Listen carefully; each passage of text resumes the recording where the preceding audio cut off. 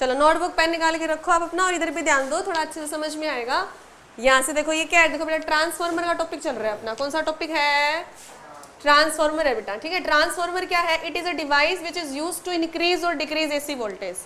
AC voltage को change करने के लिए जो डिवाइस यूज की जाती है बेटा वो क्या होती है हमारी? ट्रांसफार्मर। चेंज का मतलब क्या? इंक्रीज भी कर सकते हैं, डिक्रीज भी कर सकते हैं, यानी कम भी कर सकते हैं और ज्यादा भी कर सकते हैं। तो ट्रांसफार्मर हमारे पास देखो दो टाइप से होंगे। अब दोनों काम करने हैं तो दो टाइप आएंगे। एक होता है बेटा स्टेप अप और एक क्या होता है बेटा स्टेप डाउन। तो स्टेप अप और step down. Step up transformer की अगर हम बात करें तो बेटा क्या होगा, देखो ध्यान से समझना। स्टेप अप क्या करेगा? वोल्टेज अप मतलब बढ़ा देगा, डाउन मतलब कम कर देगा। तो जो बढ़ा दे वो स्टेप अप, जो घटा दे वो स्टेप डाउन। यहाँ तक लिख लिया था ना हमने। ये डायग्राम देखो, अब ध्यान से देखो। ये आपको एक कोर दिखाई दे रही है, लैमिनेटेड आयरन की कोर, शीट रेक्टेंगुलर बीच में। इसके ऊपर वाइंडिंग होगी, देखो एक इधर है प्राइमरी वाइंडिंग, एक इधर है सेकेंडरी।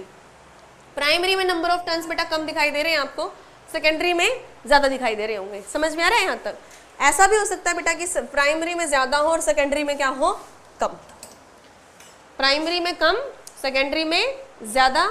ये क्या होगा बेटा? इससे स्टेप और स्टेप डाउन ट्रांसफार्मर बनेगा। इसका भी मैं आपको यूज बताऊंगी कि क्या होता है। देखो प्रिंसिपल क्या है, पहले किस पे वर्क करता है? कोई भी डिवाइस होती है ना पहले तो हमें ये देखना है कि किस प्रिंसिपल पे काम करती है, मतलब कौन सा लॉ, उसके पीछे की थ्योरी क्या है, ठीक है, कैसे वर्क कैसे कर रही है। तो वर्किंग जो प्रिंसिपल है वो क्या है बेटा? किसके ऊपर बेस्ड है? Mutual induction. किस पे बेस्ड है ये? म्यूचुअल इंडक्शन के ऊपर बेस्ड होता है। क्या कहता है? अगर दो कॉइल है हमारे पास, हमने सेल्फ इंडक्टेंस और म्यूचुअल इंडक्टेंस दोनों पढ़ी थी। तो सेल्फ ये कहती है एक ही कॉइल में फ्लक्स चेंज करवाएंगे, उसी में ईएमएफ करंट इंड्यूस होगा।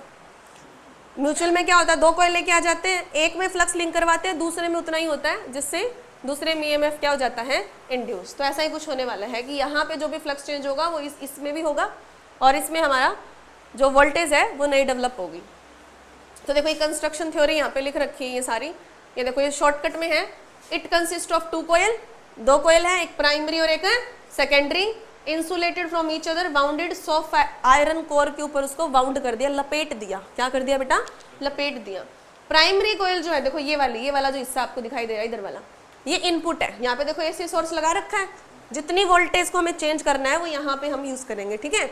ये क्या है? देखो सेकेंडरी वोल्टेज या आउटपुट है। भाई कितना चेंज करना है? कम करना है तो कम मिल जाएगी, ज्यादा करना है तो ज्यादा मिल जाएगी। तो ये है, यहाँ पे ये सारा लिखा हुआ है। उसके बाद देखो ये एक्सप्रेशन ध्यान से देखना कैसे होता है, ये वर्किंग काम कैसे करती है। तो हमने क्या पढ़ा था? देखो फैराडे का सेकंड लॉ क्या कहता है बेटा? ईएमएफ किसके बराबर होता है? D phi by d t. E किसके बराबर होता है बेटा? Minus d phi by d t, यानी rate of change of flux. जो सर्किट में ईएमएफ इंड्यूस होता है वो डिपेंड करता है चेंज इन मैग्नेटिक फ्लक्स के। और अपोज करता दिखाई देता तो साइन किसका बेटा? माइनस का। नंबर ऑफ टर्न्स, एक कॉइल हमने ली थी, यहाँ पे बहुत सारी कॉइल है तो एन आ जाएंगे यहाँ पे। सेकेंडरी है तो सेकेंडरी के बेटा, प्राइमरी है तो प्राइमरी। दोनों इक्वेशन दिख रही है आपको? दिख रही है? दिख रही। दोनों को अगर हम डिवाइड कर दे तो बेटा क्या होगा? D phi by d t से d phi by d t क्या हो जाएगा? कैंसिल। माइनस माइनस क्या हो जाएगा? प्लस। क्या बच जाएगा? V S by V P किसके बराबर हो गया? N S by N P. V S by V P किसके बराबर हो गया बेटा? N S by N P. इसका मतलब नंबर ऑफ टर्न, देखो ध्यान से समझना, इस बात को ध्यान से समझ लो। अगर एन एस ज्यादा है तो वी एस ज्यादा है, यानी सेकेंडरी के नंबर ऑफ टर्न्स अगर ज्यादा हैं तो सेकेंडरी की वोल्टेज क्या होगी? ज्यादा। प्राइमरी के ज्यादा है तो प्राइमरी की क्या होगी? ज्यादा। यानी अगर प्राइमरी के यहाँ पे हम नंबर ऑफ टर्न ज्यादा ले लें और सेकेंडरी के कम ले ले तो प्राइमरी की वोल्टेज ज्यादा और सेकेंडरी की क्या आएगी? कम। तो आउटपुट कम मिलेगी। आउटपुट क्या बनेगी बेटा? कम बनेगी। बात समझ में आ रही है आपको? आ रही नहीं आ रही? इसमें हमारा वो नोट्स वाला कहाँ गया ऑप्शन? पीछे आ गया वापस से। हाँ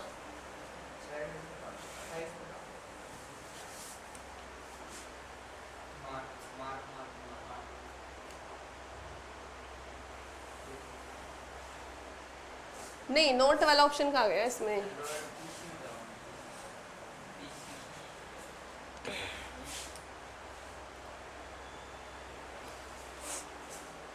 देखो यहां से देखो, समझो बात को। देखो क्या था हमारे पास? देखो हमने ई ले लो चाहे बेटा वी ले लो, एक ही बात है, ठीक है। प्राइमरी की वोल्टेज है तो क्या हो जाएगा? Minus N P D phi by में डी टी, ठीक है बेटा यहाँ तक। और अगर हम वी एस ले रहे हैं तो क्या हो जाएगा? Minus N S D phi by में dt। यहाँ तक ठीक है, दोनों इक्वेशन है, दोनों को क्या कर देते हैं बेटा, डिवाइड। d5/dt से d5/dt बेटा क्या हो जाएगी, कैंसिल, कट जाएगी, माइनस माइनस क्या हो जाएगा, कैंसिल। तो vp divide by vs is equal to आ गया बेटा np डिवाइड बाई में ns। बात समझ में आ रही है, आ रही नहीं आ रही बताओ मेरे को।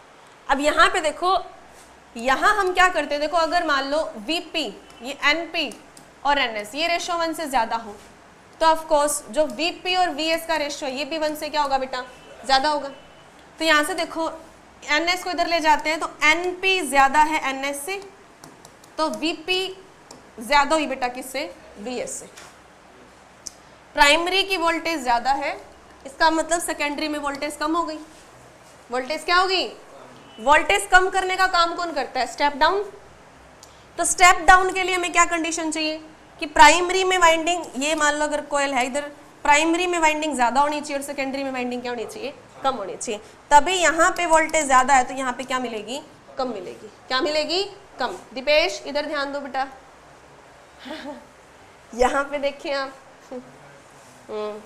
उस दिन में कह रही थी लाइव इंसान की कोई कदर नहीं है देखो यहाँ से देखो, अगर मैं इसको कम कर ले बेटा, NP और NS लेस देन 1 हो तो NP कम हो जाएगा ना बेटा, और NS क्या हो जाएगा, ज्यादा। तो ऐसे ही जो VP है वो भी कम हो जाएगा बेटा, यानी वोल्टेज बढ़ गई। तो कौन सा ट्रांसफार्मर हुआ, बस ये खेल है कि हमें बढ़ानी है तो नंबर ऑफ टर्न्स सेकेंडरी के ज्यादा कर दो, जहां बढ़ानी है ना वहां पे नंबर ऑफ टर्न्स क्या कर दो, ज्यादा, जहां कम करनी है वहां क्या कर दो, कम। समझ आई बात, यहाँ तक आपको आ रही है अच्छे से। अब देखो, अब मान लो करंट का भी है, देखो अगर मान लो आइडियल ट्रांसफार्मर की अगर हम बात करें तो कोई भी पावर लॉस नहीं होता। पावर किसका फॉर्मूला क्या होता है बेटा, बताओ। पावर का formula voltage work done upon time या वोल्टेज इनटू करंट। दोनों की पावर अगर सेम रहेगी तो यानी VP IP बराबर हो जाएगा बेटा VS IS के। यहाँ से VP बाई में VS हो गया और IS डिवाइड बाई में क्या हो गया बेटा IP, है ना। देखो ये इसका उल्टा नहीं है, बताओ मेरे को। अगर P ज्यादा है तो IS क्या हो जाएगा, कम। यानी कि अगर वोल्टेज ज्यादा है ना बेटा इसकी तो करंट क्या रहेगा, कम रहेगा। करंट किसका ज्यादा मिलेगा, सेकेंडरी का। करंट किसका ज्यादा मिलेगा, समझ में आई बात। वोल्टेज अगर सेकेंडरी की ज्यादा है तो करंट किसका ज्यादा मिलेगा, क्या समझ में आई। अब कंप्लीट समझ में आ गया अच्छे से, वेरी गुड।